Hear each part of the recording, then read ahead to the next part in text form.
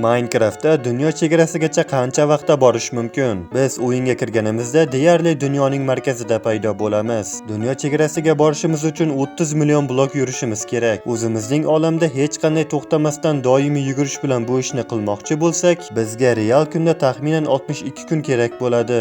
Minecraft kunida esa 4464 kun. Lekin bu sayohatimizni 8 barobar qisqartiruvchi joy bor. Bu Nether. Bilamizki, bu yerda bir blok o'zimizning olamda 8 blokka teng. Hech narsa xalaqit bermasligi uchun maxsus usul bilan Netherning ustki qismiga chiqib olgan yaxshi. Bu yerda ham hech qanday tanaffuslarsiz doimiy yugursangiz, real kunda taxminan 7 kuni 18 soatda dunyo chegarasiga yetib borasiz. Minecraft kunida esa 558 kun. Lekin yugurishdan ham samarali usul bu qanotlar. Agar Netherda qanotlar bilan doimiy uchsangiz, dunyo chegarasigacha real kunda taxminan 26 soatda yetib borasiz. Bu Minecraft kunida 78 kunni tashkil qiladi. Obuna bo'lishni unutmang. 10 mingta bo'lishimizga ozgina qoldi.